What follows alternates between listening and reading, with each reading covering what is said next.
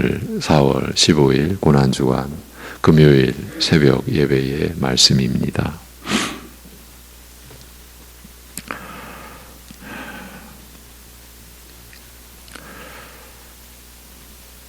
자신들의 죄를 위하여 메시아께서 십자가에 못 박히셨으나 그 메시아를 욕하고 조롱하고 침뱉고 온갖 극심한 고통과 고난을 당하게 한 그 죄인들의 세상을 긍휼히 여겨주신 우리 아버지 하나님, 저희 또한 십자가를 조롱하고 하나님을 부인하고 대적하며 오직 원수로 살아갈 수밖에 없는 이 무지하고 무참한 죄인들인 우리들을 긍휼히 여겨주셔서 오직 십자가 우리 주 예수 그리스도의 공로와 은혜로 그 죄를 사해 주시고 가려 주시고 덮어 주시고 씻어 주신 은혜로 새 생명을 지니고 하나님을 향하여 하나님 앞에서 살게 하여 주심을 감사합니다. 그런 은혜 가운데서도 때로는 어쩌면 교회 밖의 사람보다 더 거짓되고 더 악하기까지 한 우리들을 오래 참으시며 그리스도의 은혜와 그 보혈의 공로를 입혀주시며 또 새로이 깨닫게 하시며 우리로 하여금 그 은혜만으로 살아가고 그 은혜만을 사모하게 하시는 하나님의 열심과 사랑을 오늘도 베풀어 주셔서 주의 말씀 안에서 주님께서 우리 위에 행하신 그 고난 속에서 우리에게 베풀어 주신 은혜의 실체를 또 보게 하시고 알게 하시고 그리하여 더 온전한 믿음으로 하나님을 향할 수 있게 하여 주시옵소서. 주 예수 그리스도의 이름으로 기도하옵나이다. 아멘. 시편 22편을 보고 있습니다. 25절에서 28절입니다. 시편 22편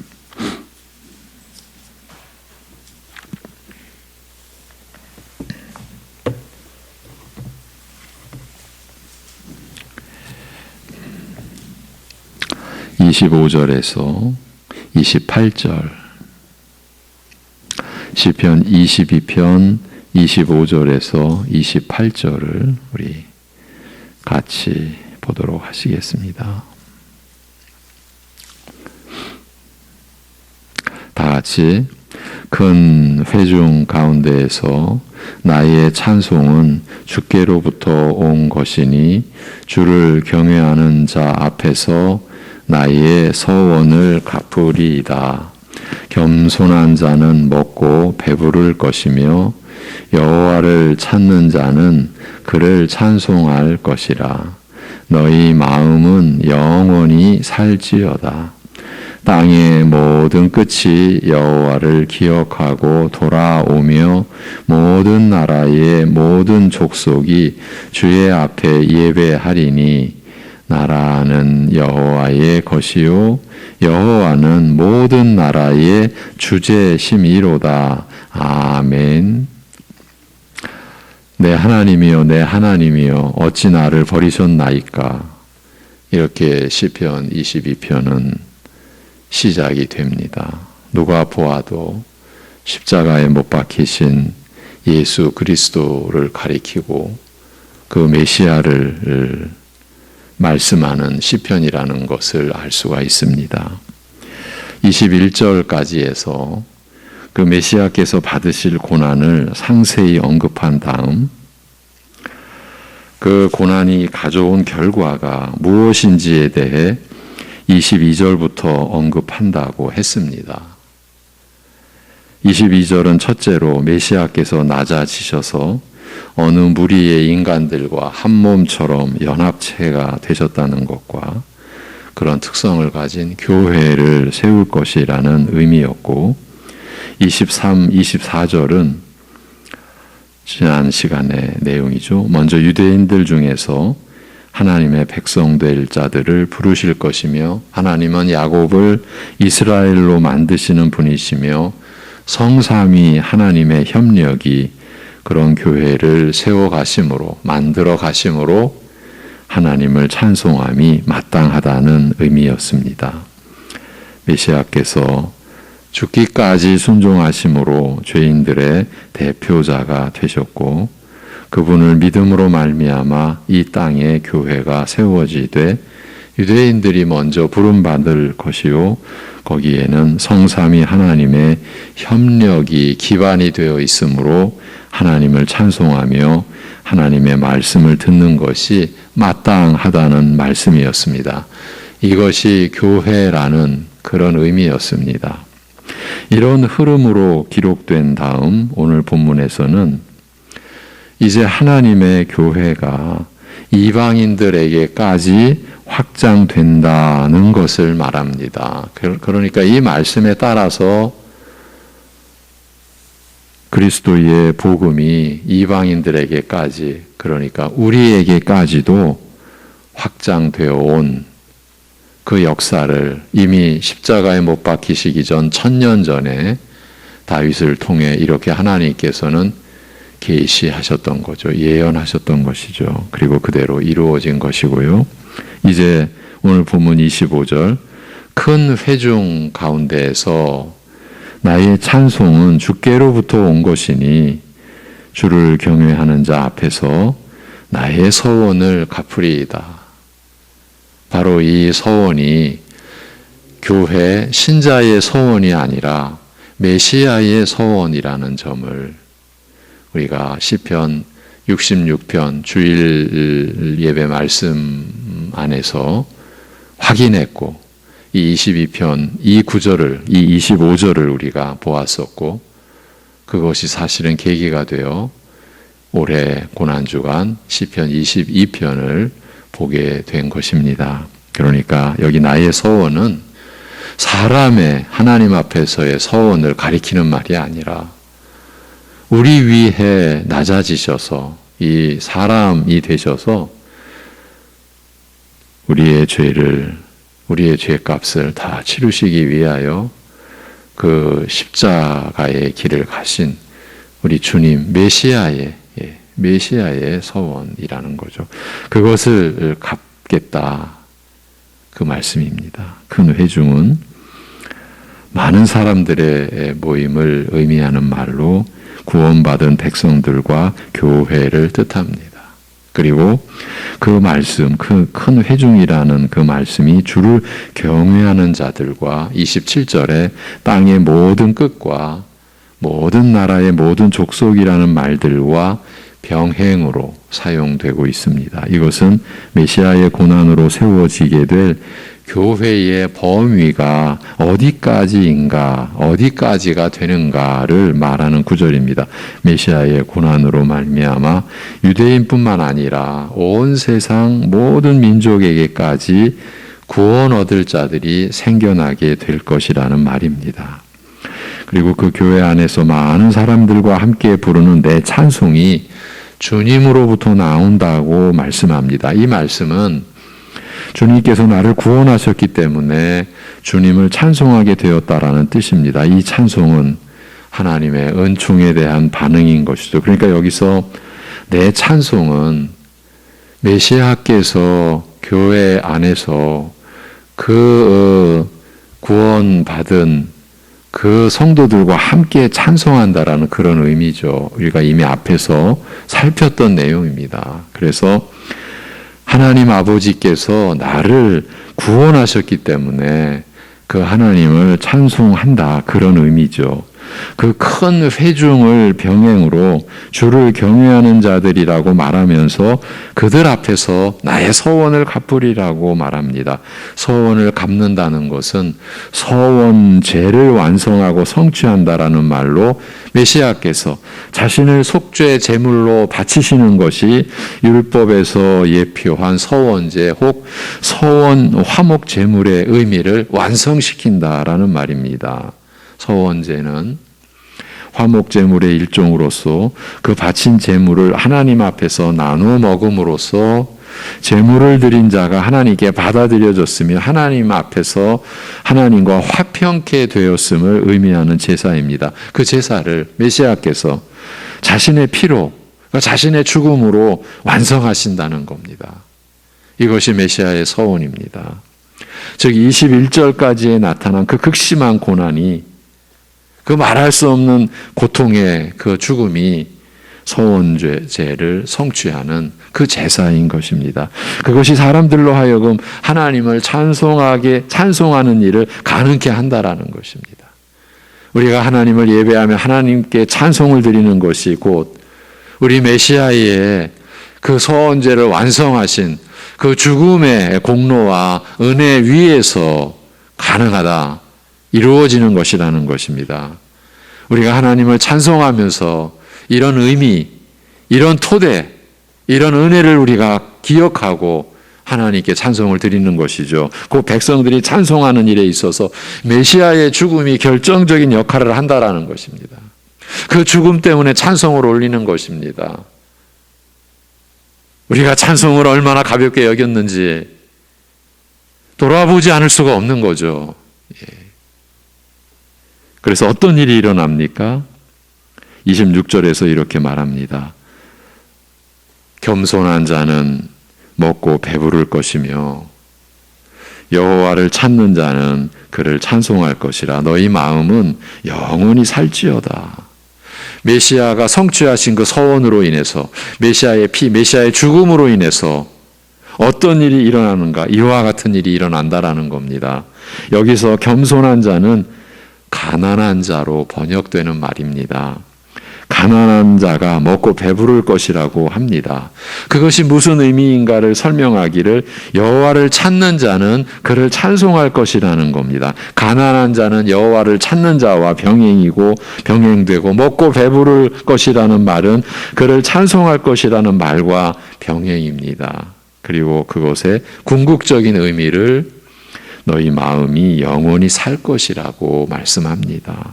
단순히 육신의 배가 불러서 하나님을 찬송하는 것이 아니라는 말입니다. 마음이 살아나고 생기를 얻을 것이기 때문이라고 합니다. 이 말씀은 영적인 의미를 상징적으로 표현한 것입니다. 이 말씀이 무슨 뜻인가 하는 것은요, 이 26절, 이 가난한 자가 먹고 배부를 것이다, 이 말씀이 무슨 뜻인가 하는 것은 훗날 예수님께서 정확하게 설명해 주셨습니다. 여러분 다 알고 계신 말씀입니다. 심령이 가난한 자는 복이 있나니 천국이 그들의 것이며 애통하는 자는 복이 있나니 그들이 위로를 받을 것이며 온유한 자는 복이 있나니 그들이 땅을 기업으로 받을 것이며 의에 줄이고 목마른 자는 복이 있나니 그들이 배부를 것이며. 마태복음 5장 산상수훈으로 알려진 그 말씀의 시작이죠. 즉 여기서 가난한 것은 심령이 가난한 것을 말하는 것이요, 심령이 가난하다라는 것은 의에 줄이고 목마르다는 것을 말합니다. 그것을 가난하다고 표현하고 있습니다. 이건 남의 도움이 아니면 살아갈 수 없는, 살아날 수 없는 상태를 의미하는 것입니다. 마치 우리가 쌀을 살 돈이 없어서 굶주리고 먹을 물을 살 돈이 없어서 목마를 때 누군가의 도움이 없으면 우리 몸이 살 수 없는 것처럼 우리 마음은, 우리의 속사람은 누군가로부터 제공되는 의의가 없으면 하나님의 나라에서 생명 있는 존재가 되지 못한다라는 것입니다. 그 영혼이 살아있는 자가 되지 못하는 것입니다. 그래서 반드시 외부로부터 의가 공급이 되어야 하는 것입니다. 여러분, 이것이 죄인된 사람의 그 모습이요 본질입니다. 외부로부터 반드시 의가 공급이 되어져야 하는 거죠. 우리 안에서는 없어요. 이루어내고 생성해낼 수가 없어요. 그럴 때 누가 생명을 얻는가? 누가 외부로부터의 그의 의를 공급받는가? 누가 생명을 얻는가?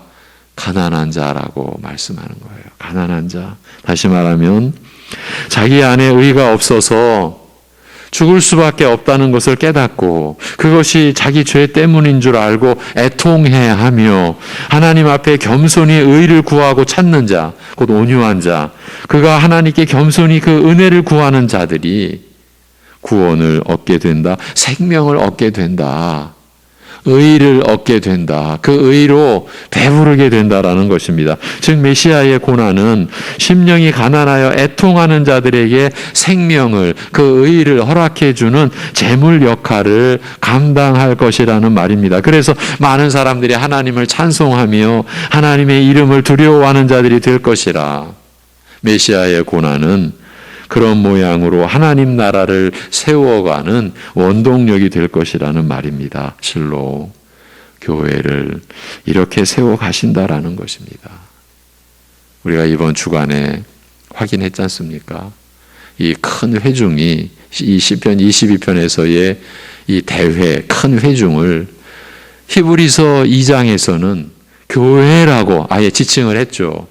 이 히브리서 2장에서 히브리서 저자가 시편 22편을 인용하면서 그대로 인용하는데 큰 회중 가운데서 찬양한다라고 하는 것을 교회 안에서 찬양한다. 이렇게 교회를 세워가신다. 메시아의 고난으로 인하여서. 그러니 무슨 사람에 의해서 교회가 세워지고 우리가 이런 의식 자체가 우리가 입으로 그런 언급을 하는 그 자체가 얼마나 무지막지한 무지의 소치요. 하나님의 영광을 얼마나 참으로 욕되게 하고 찬탈하는 것인지를 우리가 모르는 거죠. 자기가 지금 무슨 짓을 하는지를 모르는 거예요. 어느 누구라도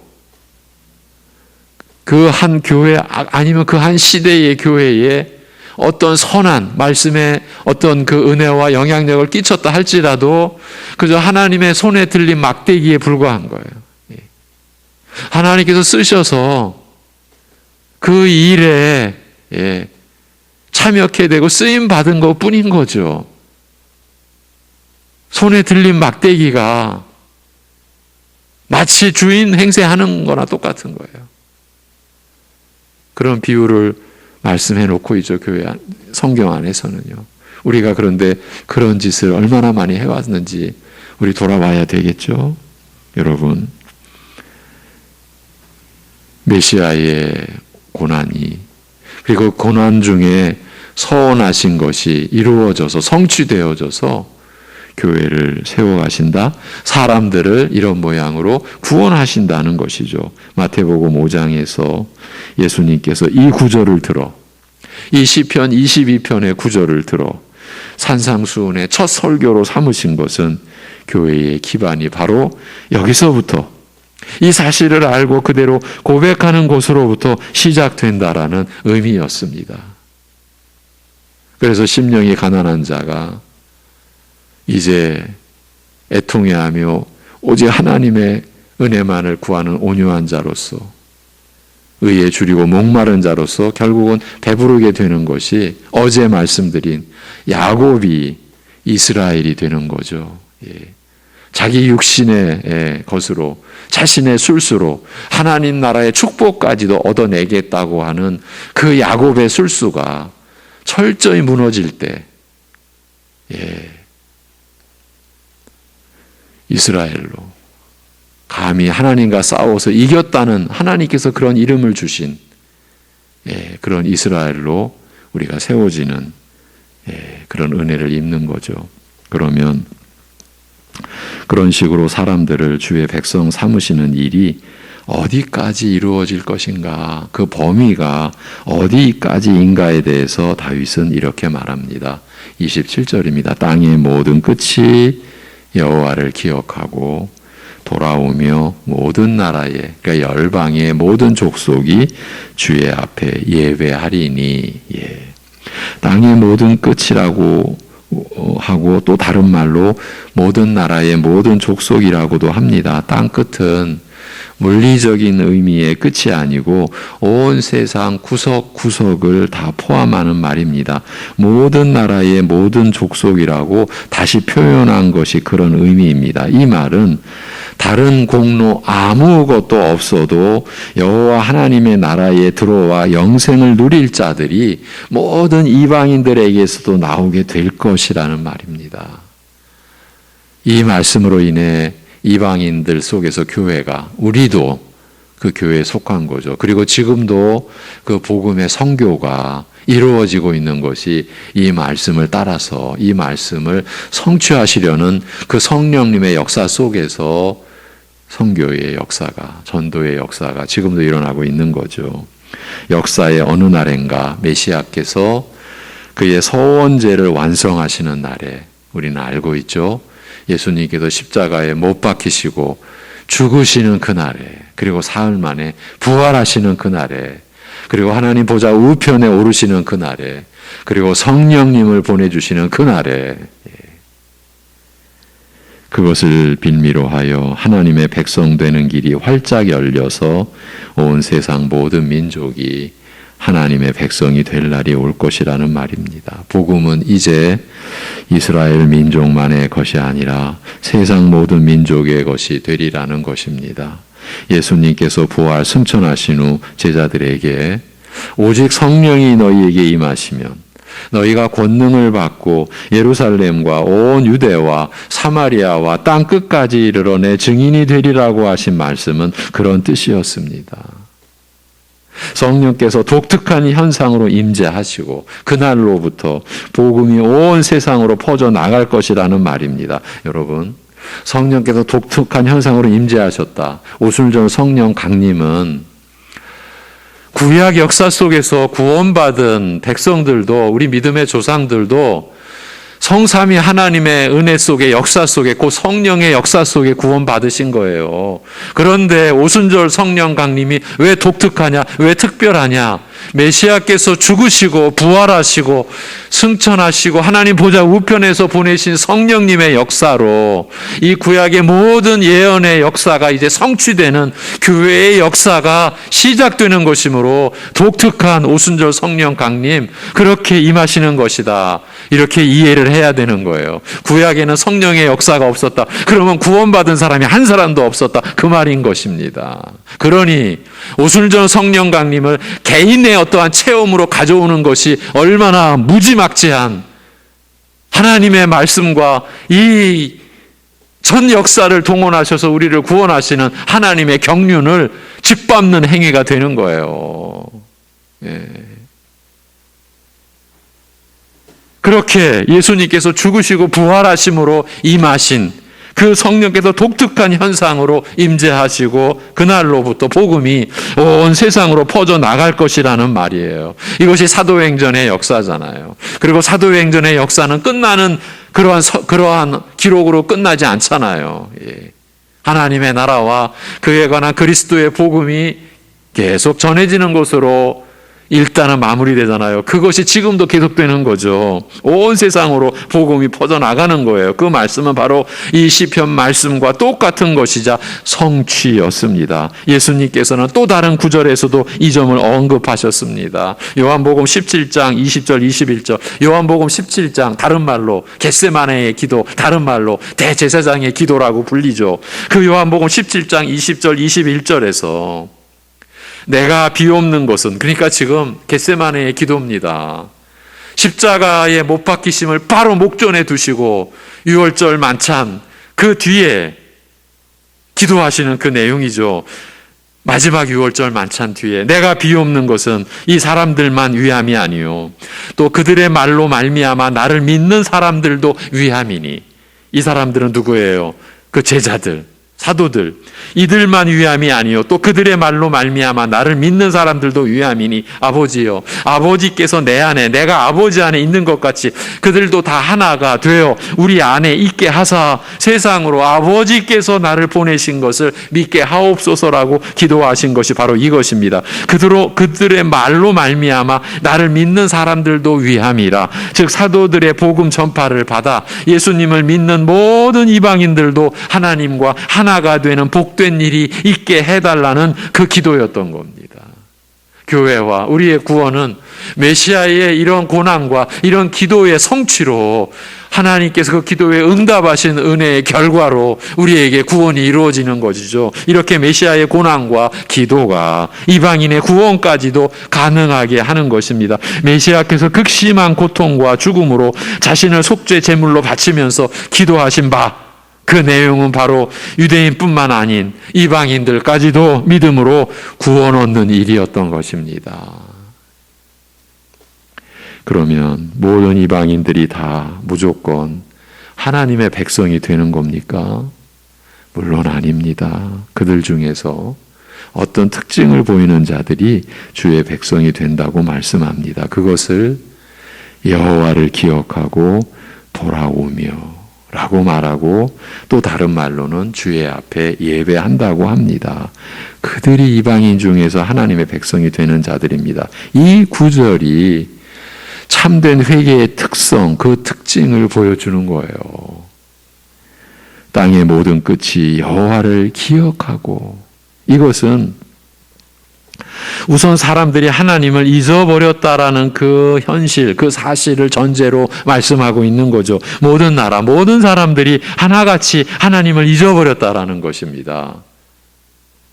인류가 한결같이 하나님을 하나같이 잊어버렸습니다. 하나님을 망각해버렸습니다. 그것을 우리가 무지라고 하는 거예요. 사망의 무지라고 하는 거예요. 죄인들은 그분의 영광과 권위와 자비와 또 심판을 잊어버리고 마치 하나님이 계시지 않은 것처럼 살아갑니다. 이 세상 대부분의 사람들이 그렇게 살아갑니다. 그러나 우리가 참된 회개를 하게 되면 우리는 이 모든 것들을 기억하게 되는 것입니다. 기억하게 될 것입니다. 이런 변화, 완전히 잊어버렸던 것을 이제 다시 생각하고 다시 기억하게 되는 이런 변화는 신약의 복음서의 탕자의 그 비유에 잘 나타나 있는데, 그가 회개하기 시작했을 때에 제정신으로 돌아왔다라고 했습니다.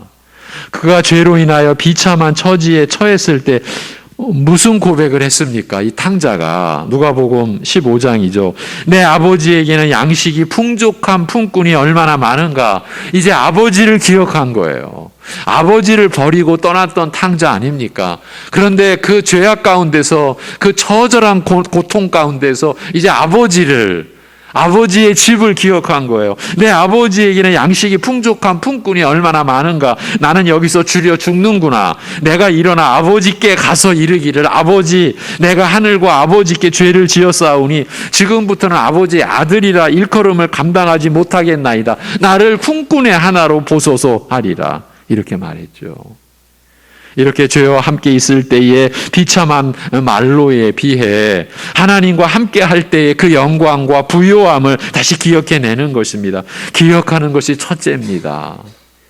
죄의 비참한 결과와 함께 잊어버리고 망각했던 하나님을 기억하고 그의 영광도 함께 기억하는 것입니다. 그러나 참된 회개는 기억하는 데서 그치지 않고 여호와께로 돌아옵니다. 각오만 하고 행실은 옮기지 않는 것이 아닙니다. 탕자가 그 사실을 기억한 뒤에 곧바로 아버지의 집으로 돌아갔던 것처럼 회개한 자는 반드시 하나님께 나아가 그의 품에 안기는 일을 시행하게 되어 있습니다. 자기를 의뢰하는 믿음의 기도를 드리게 되어 있습니다. 그 말은 지금껏 섬겨왔던 우상과 세상의 즐거움을 버린다라는 말과 일치합니다. 그것이 하나님의 품에 안긴다는 말입니다. 그리고 나서 더 복된 모습을 보입니다. 진실된 마음으로 그리스도께 돌아온 자들은 그분을 경배합니다. 모든 나라의 모든 족속이 주의 앞에 예배하리니 해서 이 예배한다는 것은 경배한다는 말입니다. 경배란 하나님의 뜻을 따라서, 여러분, 우리가 하나님 앞에 경배를 드리는 것도요, 내 뜻에 따라서 이루어지는 게 아니야. 하나님의 뜻에 따라서 하나님의 이제 종이요 신하로서 하나님께 경의를 표하는 것이에요. 하나님 앞에서 머리 조아려 하나님께 절하며 그분을 높이며 그분과 함께하며 그분의 순결하고 거룩한 뜻을 기뻐하며 그대로 살기를 힘쓰는 것입니다. 이것이 참된 회개의 특성입니다. 망각했던 것을 기억해내고 돌아오며 경배하는 것, 이것이 회개하는 자가 보이는 특성입니다. 메시아는 이런 회개를 보이기만 하면 그들이 누구라도 하나님의 백성이 돼 고난을 허락하시겠다라고 말씀하시는 거예요. 굳이 이스라엘 백성이 아니더라도 모든 열방 중에서, 이 세상 모든 민족 중에서 구원 얻는 백성으로 삼으시겠다는 것입니다. 이것이 이 참 사실이 다윗의 시대에 이미 계시되었던 것을 주의하여 보십시오. 예수님 시대까지, 심지어 예수님의 제자들에게마저도 이방인의 구원에 대해서 자세히 알려지지 않았었습니다. 제자들도 제대로 몰랐습니다. 그러나 성경은 이미 세상의 모든 민족이 하나님의 백성이 될 것이라고 예고하고 있습니다. 왜 그런가요? 왜 메시아께서는 모든 열방까지도, 모든 이방인 그들 안에까지도 구원 얻기를 바라시고 그것을 위해 자신을 왜 제물로 바치셨을까요? 28절이 그 점에 대한 대답입니다. 나라는 여호와의 것이요 여호와는 모든 나라의 주제 심의로다. 이 원문에는, 이 구절에 왜냐하면이라는 접속사가 붙어 있습니다. 나라가 여호와의 것이라는 말은 왕권이 여호와께 있다는 뜻입니다. 모든 나라의 통치권은 하나님의 것이기 때문이라는 말입니다. 즉 원래부터 온 세상이 다 하나님의 것이었기 때문이라는 그 말씀이에요. 이스라엘만 하나님의 백성인 것이 아니고 원래는 하나님의 소유물이 아닌 것이 없었기 때문이라는 것입니다. 이스라엘은 단지 다른 민족보다 먼저 부름받은 것뿐이요, 율법을 막기 위해서죠. 원래는 하나님이 모든 민족들을 다 만드시고 창조하셨기 때문이라는 것입니다. 그래서 메시아께서 하나님께서 원래 창조하시던 때에 그 상태로 인류를 되돌려 놓으시려고 자기 목숨을 제물로 드리셨다라는 것입니다. 하나님이 왕권, 통치권을 갖고 계셨던 나라에서 하나님을 반역하는 자들은 마땅히 처형시켜야 하지만 독생자 예수 그리스도께서 고난과 죽임을 당하시고 대신 그를 믿는 자들은 다시 하나님의 백성이 되어 영생을 영광 중에 누릴 수 있게 하셨다라는 것입니다. 메시아의 사역은 그래서 죄 때문에 잃어버린 낙원의 삶을 되돌려 놓는 것입니다. 하나님과 사람들 간의 관계를 원 상태로 되돌려 놓는 것입니다. 처음 창조하실 때 하나님이 보시기에 좋았더라고 하시면서 동산에서 허물 없이 가까이 지냈던 사이로 회귀시키시는 것입니다. 물론 그보다 더 영광스럽게 하시는 것이지만 근본은 처음 상태처럼 되돌려 놓는 것입니다. 둘 사이를 가로막는 죄가 없어서 관계가 화평케 되는 것입니다. 이런 말씀을 시편에 기록해 놓은 이유 중 가장 중요한 것은 메시아를 믿는 믿음과 주 예수 그리스도를 믿는 믿음과 관련이 있습니다. 그분을 어떤 존재로 알고 믿느냐 하는 것입니다. 메시아에 대한 이런 사실을 아는 것과 구원 얻는 것은 밀접한 관계가 있습니다. 이런 지식을 내용으로 아는 예수님에 대한 믿음이 아니면 구원 얻지 못한다라는 그 점을 이미 시편 속에 밝혀놓으신 것입니다. 다시 말하면 예수님은 이런 일을 행하시려고 오신 인간으로 오신 하나님으로 믿지 않으면 구원받지 못하는 믿음이라는 것입니다. 그리고 우리가 이 시편 22편을 통해서 이 며칠 동안 살피고 확인해 왔듯이 우리가 이런 진리의 지식을 갖출 때 교회에 대한 우리의 자세가 새로워질 수밖에 없고요. 찬송을 드리고 예배 드리는 자세가 달라질 수밖에 없는 거죠. 우리가 예수님을 안다고 하면서도 얼마나 우리가 무지했는지, 어떤 편견, 어떤 편협한 쪽으로, 그리고 교회에 대하여 우리가 막말과 막된 생각과 해서는 절대 안 되는, 그리고 그러한 은혜와 구원의 역사에 마치 인간이 무슨 기여를 하듯이, 무슨 협력을 하듯이, 무슨 나도 뭔가 했다는 식으로 그러한 그 의식이나 그러한 생각이 얼마나 하나님 앞에서 큰 죄악이요 허물인지를 우리가 또 확인해 온 것 아닙니까? 이 역시 하나님의 은혜죠. 오래 참으심이죠. 오직 긍휼히 여겨주심이죠. 오직 하나님의 인자하심이죠. 예. 이렇게 고난주간 말씀은 마무리하고요. 그런데 29절에서 31절은 부득이 18일 월요일 새벽에 마저 나누도록 하겠습니다. 기도하겠습니다. 하나님 아버지, 단순히 매년 돌아오는 고난절기, 그런 연약한, 그런 경박스러운 그런 관념으로 이 고난의 절기를 저희가 맞지 않도록